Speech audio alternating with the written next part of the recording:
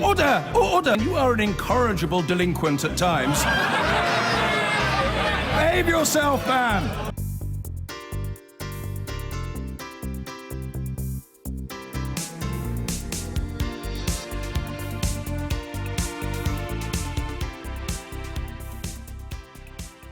No one can quite tell you if we're meant to be calmed or horrified by the government's contingency planning for a no-deal Brexit. Downing Street insists they're merely engaged in good planning and sensible precautions. But the denial today that the army was being put on standby, a claim made in a Sunday newspaper, had perhaps all the flame-dampening effect of a Fawlty Towers-style "don't mention the war." It had been expected in Whitehall that 70 technical notices setting out the plans that citizens and businesses should be making for a no deal would be dribbled out over the summer. It now appears they'll be published in just 2 tranches, one in August, one in September. So what is it all about? Good prep or political games? Here's Nick Watt.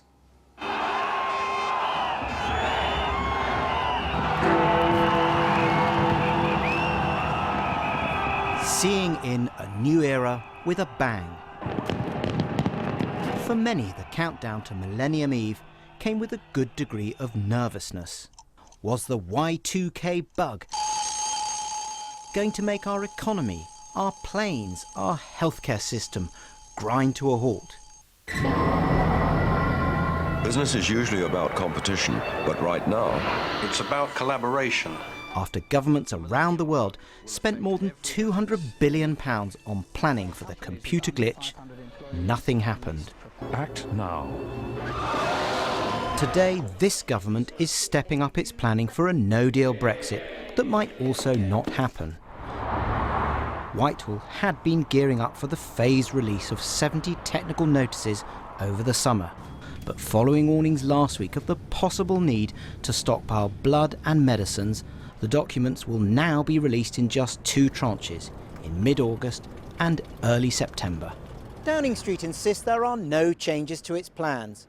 But one minister told Newsnight that Brexiteers were spooked by last week's warnings. They can't have it both ways, this minister said of Leavers, who are demanding no-deal planning and then warning of Project Fear. I don't think it is Project Fear to really look at the legal consequences of what happens if you don't have an agreement. I don't think that the EU want to leave the UK in a state of uncertainty. They've also said they want to have a close working relationship with us going forward, but it does need to be done in a legally strong position, because the EU and EU countries also have obligations to other parts of the world. They can't try and step away from World Trade Organization rules and do something special for the UK if it was then going to have knock-on negative impacts on other parts of the world. One of the things that we're finding amongst particularly the smaller membership of the IOD and businesses everywhere is that a lot of the smaller businesses just don't feel that they can plan, that they have enough information to plan, including for that baseline no-deal scenario. So I think it will hopefully make businesses sit up and realize of the things that they need to take notice of. But secondly, I think it will also help organizations like ourselves put out the word about what it is to be looking for at a no-deal scenario. One former Brexit campaigner says Theresa May needs to be bolder. The government needs to be more clear and more honest about the trade-offs inherent in Brexit. Brexit, leaving the European Union, is difficult. It's not something that can just be done overnight, and there are difficult choices to be made. And I think actually the public is willing to hear those sort of arguments. But what's missing from the Prime Minister is a big set-piece speech explaining why she's decided to make these compromises at Chequers. So lead us there, explain your thought process, Prime Minister, and tell us why you think that we may need to leave on without a deal, even if that's potentially damaging for us, but what steps you're planning to make sure that actually it's not going to be as bad as some would have worried. Because no matter what business you're in, you need to be in the business of getting ready. The machinery of government is once again cranking up preparations for a potentially turbulent period.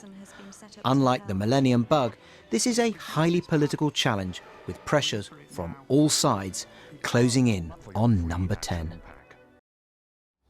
That was Nick Watt, and joining us now are the Conservative MPs Marcus Fysh and Jonathan Gianogli, and from our Salford studio, Jim Winship, Director of the British Sandwich and Food to Go Association, which represents sandwich retailers and suppliers. And the question that we're really trying to get to the bottom, I guess, gentlemen, is how do we distinguish facts tonight from fear-mongering and what we need to know from what we're being told?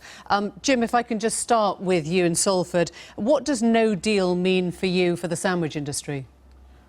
I don't think it means absolutely no sandwiches, because our industry is very creative and clever at coming up with new recipes. But certainly there would be serious problems in terms of some of the fresh ingredients we bring in from the European Union and also from overseas, particularly if we have problems at the ports and we can't get ingredients through, because they're all fresh and don't have a very long shelf life, and we've got no chance of stockpiling fresh ingredients. So I think the answer from the sandwich industry is going to be that it's going to limit the amount of choice that consumers have if we suddenly crash out of Brexit in the way that's being talked about. Are you saying no fresh sandwiches then?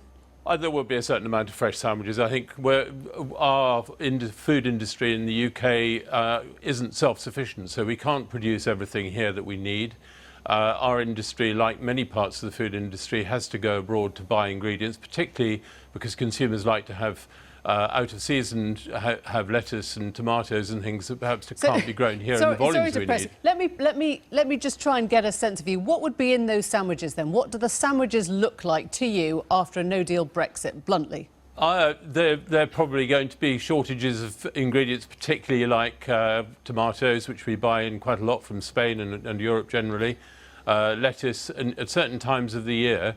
I think there are also going to be products like avocados that are difficult to come by if we've got difficulties at the ports and things. So why can't we just buy British? I mean, you could imagine or envisage the sandwich which is just a purely British sandwich, right? It's a nice idea, but unfortunately the industry isn't geared up for that at the moment, and it would take a fair amount of time for us to do that, to replace the sources we have around the world. And we live in a world that is global. It's not no longer just isolated to our shores. So I think realistically any sort of crash out of Europe and sudden changes are going to cause problems. And we're already seeing the lack of confidence in people working in the UK from Europe and shortages of people in a lot of our industry. If you walk down any high street at the moment, you'll see signs up for people, recruitment signs. Jim, that is a symptom of it. Thank you very much indeed. Marcus Fysh, you're going to tell the Director of the British Sandwich Association he's just deploying Project Fear. Well, I think silly season has obviously started a bit early this year. Why is that silly? There's no suggestion whatsoever that imports from the EU will be limited by our new trade arrangements. Right, That's just a complete So you complete don't believe anything he's saying about the warning signals that are coming out? No, I don't believe that there would be a blockade of imports from the EU. That really is truly ludicrous. In a no-deal situation, there is no trade arrangement. That's exactly what he's talking about. That's the But that scenario doesn't mean he's just that drawn. we don't let anything into the country. That's just It's not about letting things in. It's about not knowing where you get things from and what's stored. Leaders of this country who will respect the referendum result and get on with the business of actually planning and making arrangements. What on earth does that mean? Respecting the referendum result is a platitude. What you've just heard is a man who works in the food industry who says he envisages it will be more difficult to get fresh food if there is no deal. Well, Why don't you believe that? Because it's completely wrong. It's completely false. It's a completely false assumption. There is not going to be a trade blockade of Europe Jim, I'll let you come by back on the that. UK after Brexit. Briefly, Jim, I'll let you come back on that. I think the issue is what the border controls are like, and we've had problems in the past with border controls, and our whole industry, and not just the whole food industry, is geared up to very swift movement of goods in and out of the UK. If we suddenly have border controls being introduced that aren't there now, that's going to cause some massive problems with the fresh ingredients. We live in a just-in-time world. We don't stockpile ingredients. Let me bring in Jonathan. Are you happy to see us talking about these sorts of preparations now? And by that, obviously, I mean the government being more frank about the no-deal preparations. I think it's really important we do, but let's just face up to the fact that 40% of our fruit and veg comes from the EU.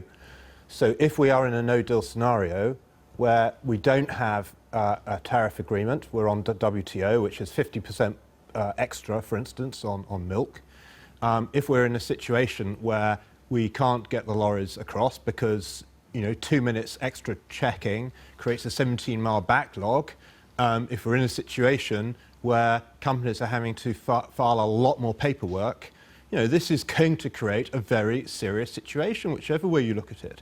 So I think it really is important that we do look at the no-deal scenario, but I also think it's important to realise that the Project Fear accusation that's been put out today, I think that's impractical. I think the real reason why we've had the delay, and there has been a delay, and it's been... So you think the government's changed its mind? I think the government should have been putting out this stuff earlier, and I think the reason why they didn't, and I'd agree with Marcus, the reason why they didn't was because they didn't have a position on the white paper.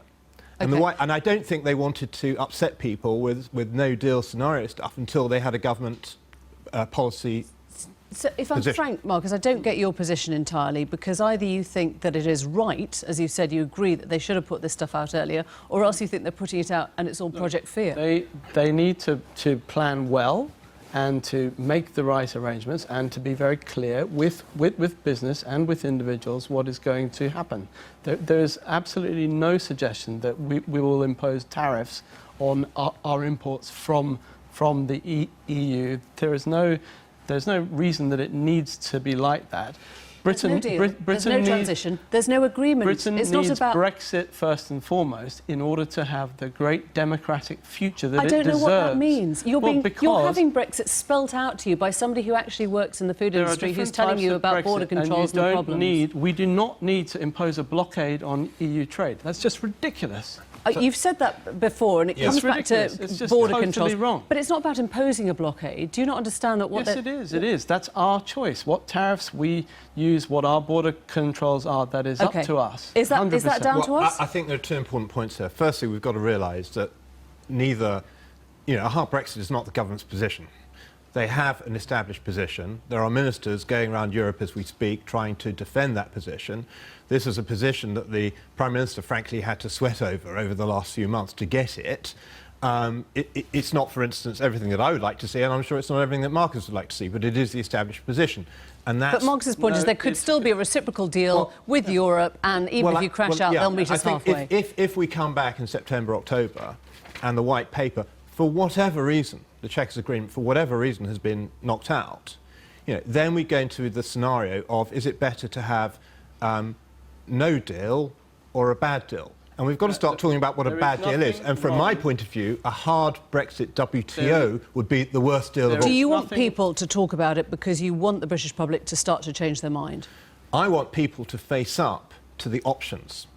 And the options, as far as I'm concerned, coming out of a WTO hard deal is not going to be a happy one. So Number 10 has briefed that they want to scare people witless. That is irresponsible, scaremongering nonsense, and it should stop right now. And they should get behind Brexit, which people voted for.